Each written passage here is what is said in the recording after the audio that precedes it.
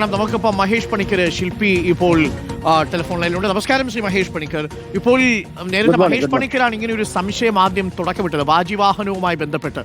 ഇപ്പോൾ പത്മകുമാറിന്റെ മൊഴിയിൽ നിന്ന് പുറത്തു വരുന്നത് ഈ ഉണ്ണികൃഷ്ണൻ പോറ്റിയെ സന്നിധാനത്ത് ഇത്രയും കരുത്തനാക്കിയത് തന്ത്രിയുടെ ഇടപെടലാണ്.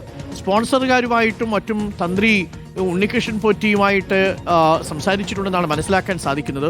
ഈ റോദ്ദം ജുവലറിയിലടക്കം ഗോവർദ്ധന്റെ ഈ തൊണ്ടി മുതൽ പിടിച്ചെടുത്ത ജുവലറിയിലടക്കം മഹേഷ് മോഹന്റെ കണ്ടുപോയി പൂജയും ചെയ്തിട്ടുണ്ട്. ഉണ്ണികൃഷ്ണൻ പോറ്റി പറഞ്ഞതനുസരിച്ചാണ് പൂജ ചെയ്തതെന്ന് പറയുന്നു.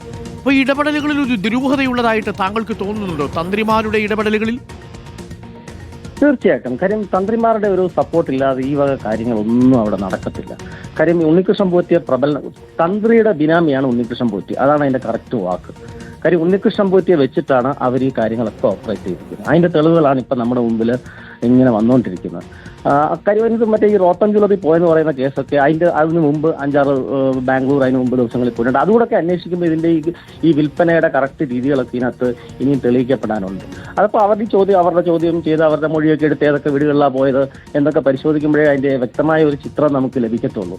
കാര്യം ഈ ആദ്യത്തെ മൊഴിയെടുപ്പും അത് കഴിഞ്ഞിട്ട് ഇപ്പൊ പത്മകുമാറിന്റെ ഇത് വെച്ചിട്ടുള്ള സംശയം വെച്ചിട്ടുള്ള മൊഴിയുടെ താരതമ്യവും അത് കഴിഞ്ഞിട്ട് ഇവരുടെ ഇത് വെച്ചിട്ടുള്ള രണ്ടാമത്തെ മൊഴിയെടുപ്പൂടെ കഴിയുമ്പോഴേ ഈ ചിത്രം വ്യക്തമാകത്തുള്ളൂ. എന്തായാലും അന്വേഷണം വളരെ വ്യക്തമായിട്ട് തന്നെ പോകുന്നത്, അതിനകത്ത് യാതൊരു സംശയവും. മഹേഷ് പണിക്കർ ഈ വാജിവാഹനത്തിന്റെ കാര്യം പറഞ്ഞത് അത് ഇപ്പോഴും രാജീവ് ഖണ്ഡ്രയുടെ കയ്യിലാണ്. ഞാൻ മനസ്സിലാക്കിയനുസരിച്ച് ചില പുരോഹിതന്മാരും ചില വിദഗ്ധരും നമ്മളോട് പറഞ്ഞത് ഇപ്പോൾ ഏതെങ്കിലും തരത്തിൽ കേടുപാട് വന്നൊരു വിഗ്രഹം അത് തടിയിൽ നിർമ്മിച്ചതാണെങ്കിൽ അത് തീയിൽ അഗ്നിക്ക് കൊടുക്കണമെന്നും കേടുപാട് ബാധിച്ച ഏതെങ്കിലും വിഗ്രഹം അത് ഉപയോഗിക്കാൻ പറ്റാത്തതായിട്ട് കല്ലിൽ നിർമ്മിച്ചതാണെങ്കിൽ അത് അഗാധമായ ജലാശയത്തിൽ ഒഴുക്കണമെന്നും തിരിച്ചെടുക്കാൻ പറ്റാത്ത വിധം ലോഹത്തിലാണെങ്കിൽ അത് ഉരുക്കി ഈ ഗോളക ശ്രീബലി പ്രവർത്തനങ്ങൾക്ക് ഉപയോഗിക്കാം, അതല്ലെങ്കിൽ ഊരാളന് കൊടുക്കാമെന്നുമാണ്. പക്ഷേ ഈ വാജിവാഹനം ഉരുക്കാതെ അതേപടി തന്ത്രിയുടെ കയ്യിലുണ്ട് എന്നുള്ളതാണ് നമ്മളെ അത്ഭുതപ്പെടുത്തിയത്. തിരുനാട്ടയൂർ അമ്പലത്തിലും ശ്രീവല്ലഭ ക്ഷേത്രത്തിലും അത് ദേവസ്വം ബോർഡിന്റെ കയ്യിലാണ് ഇരിക്കുന്നത്. ഉരുക്കി അവർ മറ്റാവശ്യങ്ങൾക്ക് ഉപയോഗിക്കണം എന്നുള്ളതാണ് പറയുന്നത്. പക്ഷേ ഇതിപ്പോൾ തന്ത്രിയുടെ കയ്യിലാണ് ഇരിക്കുന്നത്. ഇതടക്കമുള്ള കാര്യങ്ങൾ ഇനി അന്വേഷണത്തിലേക്ക് വരേണ്ടതല്ലേ? തീർച്ചയായിട്ടും. കാര്യം ഇങ്ങനത്തെ സാധനങ്ങൾ പഴയ നമ്മുടെ കുഴിക്കാട്ട് വച്ച തന്ത്ര സംശയം തുടങ്ങിയ ഗ്രന്ഥങ്ങളിൽ ഇതൊന്നും ഈ ബ്രാഹ്മണന് ദാനം ചെയ്യണം, അതിനകത്ത് അല്ലെ ഒരു വളയുണ്ടാക്കി തന്ത്രി ഇടണം, അല്ലെങ്കിൽ ഇത് തന്ത്രിയുടെ നിർദ്ദേശപ്രകാരം അതിനെ കറക്റ്റായിട്ട് ഉപയുക്തം എന്ന് പറഞ്ഞൊരു വാക്കാണ് അദ്ദേഹം ഉപയോഗിച്ചിരിക്കുന്നത്. ഉപയുക്തം എന്ന് പറഞ്ഞാൽ അദ്ദേഹം അതെങ്ങനെ ഉപയോഗിക്കണം, അത് മണിയാക്കണോ, അതിനെയും ഗോളകയാക്കണോ, അല്ലെ അതിനെയും അതിന്റെ ഒരു ദക്ഷിണ മേടിച്ചിട്ട് അത് മറ്റെന്തെങ്കിലും രീതിയാക്കണോ, അതോ ഈ പഴയ തന്നെ വെച്ചാലും മതി, ഇതിനകത്ത് ഒരു പ്രശ്നമില്ല, ഒരു കുഴപ്പം. ഉറുമ്പരിച്ചെന്ന് പറഞ്ഞിട്ടാണ് ഇവർ കൊടിമരം മാറ്റുന്നത്. എന്തിനാ ഈ വാജിവാഹനം മാറ്റിയത്? അത് തന്നെ പ്രതിഷ്ഠിച്ചാൽ പോരെ. കാര്യം അതൊരു കൊള്ള തന്നെയാണ്. കാര്യം അതിനുവേണ്ടി ഇവർ രണ്ടാമത് വാർത്ത ഇപ്പോഴത്തെ വാജിവാഹനവും ഇപ്പോഴത്തെ അഷ്ടദിക്കിനും വേണ്ടി ലക്ഷക്കണക്കിന് ഏകദേശം 10 കിലോളം സ്വർണ്ണമാണ് അവരതിനു വേണ്ടി കളക്ട് ചെയ്തിരിക്കുന്നത്. നമ്മുടെ സുരേഷ് ഗോപി കേന്ദ്രമന്ത്രി ഉൾപ്പെടെ അതിനകത്ത് സ്വർണം ഇത് ചെയ്തിട്ടുണ്ട്. അതൊക്കെ അന്വേഷണം വരണം. അതിന്റെ എംബുക്കൊക്കെ നമ്മൾ പുറത്തെടുക്കേണ്ടതുണ്ട്. കാര്യം ആ പുതിയ വാജിവാഹനവും പുതിയ അഷ്ടദിക്കിനും വേണ്ടി അത് സ്പോൺസർ അല്ല, അത് തന്നെ അല്ലാതെ നാട്ടുകാരിൽ നിന്ന് പിരിച്ചതാണത്. ഏകദേശം 10 കിലോളം സ്വർണ്ണം അതിനകത്ത് കളക്ട് ചെയ്തിട്ടുണ്ട്. 40 കിലോളം ഇതിന്റെ വെയിറ്റ് ഉണ്ട്.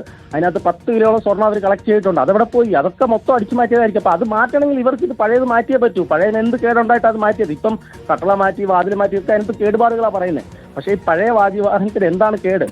അതെവിടെയാണ് അവർ പരിശോധിച്ചത്? ഒരു കേടുമില്ലാത്ത വാജിവാഹനം അദ്ദേഹം എടുത്തുകൊണ്ട് പോകാന്ന് പറഞ്ഞാൽ അത് വിൽപ്പനയ്ക്ക് വേണ്ടി തന്നെയാണ്, ഉറപ്പാണത്. അതിനകത്ത് വേറെ തർക്കമില്ല. ഏതായാലും ഇതെല്ലാം അന്വേഷണത്തിന്റെ പരിധിയിൽ വരുമെന്ന് വിശ്വസിക്കുന്നു അല്ലേ? തീർച്ചയായിട്ടും. ഇപ്പം ആ രീതിയിൽ തന്നെയാണ്. ഇപ്പം വളരെ സ്ട്രോങ് ആയിട്ടല്ല, അല്ലെ ഇങ്ങനെയൊക്കെ സംഭവിക്കും. ഇങ്ങനെയൊക്കെ ഇവരെ അന്വേഷണത്തിൽ മൊഴിയെടുക്കാനൊക്കെ വിളിപ്പിക്കത്തക്ക രീതിയിലോ, അല്ലെ ഇത്ര വലിയ ഉദ്യോഗസ്ഥരും അല്ലെങ്കിൽ രാഷ്ട്രീയ സംരക്ഷണമുള്ളവരും ഒക്കെ വിലങ്ങ് വെച്ചുകൊണ്ടല്ലേ നമ്മുടെ മുമ്പിൽ കാണപ്പെടുന്നത്. എങ്ങനെയാണ് ഇതൊക്കെ സംഭവിക്കുന്നത്? അയ്യപ്പന്റെ ഗെയിം തന്നെയാണിത്. ഇത് വെറും നിസാരമല്ല. ആരാലും രക്ഷിക്കപ്പെടാത്ത വിധം അഗ്നിയിൽ ഇവർ പെട്ടുപോയി. ഇവരിപ്പോൾ അതിൽ നിന്ന് അവർക്ക് മുക്തരായി അവരൊരു സ്ഫുടം ചെയ്ത് വരേണ്ട ആവശ്യമുണ്ട്. കാര്യം അത് ഒരു തരത്തിലും നമുക്ക് വിശ്വാസ സമൂഹത്തിന് മൊത്തം ഏറ്റൊരു പൊള്ളലാണ്. ഇങ്ങനെയുള്ള കൊള്ളത്തരത്തിന് ഇവരൊക്കെ നിന്നിട്ടുണ്ടെങ്കിൽ അവർ ശിക്ഷിക്കപ്പെടേണ്ടത് തന്നെയാണ്. ദൈവതുല്യരെന്നാണ് പത്മകുമാർ പറയുന്നത്. ദൈവതുല്യരായിട്ടുള്ള ഇവർ ഇതൊക്കെ ചെയ്യുമെന്ന് കരുതിയില്ല എന്നാണ് പത്മകുമാർ പറയുന്നത്. തീർച്ചയായിട്ടും. അതിനകത്ത് ദൈവതുല്യർ എന്നല്ലേ അദ്ദേഹം പറഞ്ഞത്, മാർക്സിന് തുല്യർ എന്നല്ലല്ലോ അവർ പറഞ്ഞത്. അദ്ദേഹം പറഞ്ഞ ദൈവതുല്യർ എന്നല്ലേ. ഇവിടുത്തെ ദൈവമാണ്, ഇവിടുത്തെ ദൈവം അയ്യപ്പനാണ്. അയ്യപ്പന് തുല്യമായിട്ട് അയ്യപ്പനെ തൊഴുന്ന അതേ കൈയോടെ അതേ അയ്യപ്പന്റെ മുമ്പിൽ നമുക്ക് പെട്ടെന്ന് അധികം നേരം നിൽക്കാൻ പറ്റത്തില്ല. പ്രസാദം ഈ കൂവയിലെ കൊടുക്കുന്ന പ്രസാദം നമുക്ക് ആ ക്ഷേത്രത്തിന്റെ ശ്രീകോവിലിൽ നിന്ന് ആർക്കും കിട്ടത്തില്ല, ഒരു ഭക്തജനത്തിനും കിട്ടത്തില്ല. അല്ലെ VIP ആയിരിക്കണം, അല്ലെ ജയറാമിനെ പോലെയുള്ള വലിയ വലിയ സിനിമാക്കാരായിരിക്കണം. അല്ലാത്തവർക്കൊന്നും അവർ ഇറങ്ങി കൊടുക്കത്തില്ല. ഇപ്പൊ രാഷ്ട്രപതി വന്നപ്പോൾ ഇറങ്ങി കൊടുത്തു. പക്ഷെ അതുപോലുള്ള സാധാരണപ്പെട്ട അയ്യപ്പ ഭക്തരെ സംബന്ധിച്ച് അവനൊരു പ്രസാദം കിട്ടണമെങ്കിൽ, അവൻ അയ്യപ്പന്റെ ഒരിച്ചിരി ഭസ്മം കിട്ടണമെങ്കിൽ അവൻ ഈ തന്ത്രിയുടെ കാലിൽ വീഴണം, അല്ലെങ്കിൽ മേൽശാന്തിയുടെ റൂമിൽ പോകണം. ആ റൂമുകളൊക്കെ അവിടുന്ന് പൊളിച്ചു മാറ്റപ്പെടേണ്ടതാണ്. അവിടെ അയ്യപ്പൻ മാത്രമേ ദൈവം ഉണ്ടാകാൻ പാടുള്ളൂ. ഒരു ദൈവത്തിലും അവിടെ അയ്യപ്പന്റെ കോമ്പൗണ്ടിൽ വരാൻ പാടില്ല. അതാണ് അതിനൊന്ന് വേണ്ടത്. ശ്രീ മഹേഷ് പണിക്കർ പറയുന്നത് പോലെ എല്ലാ ഇടപാടുകളും പുറത്തു കൊണ്ടുവരണം എന്ന കാര്യത്തിൽ സംശയമില്ല.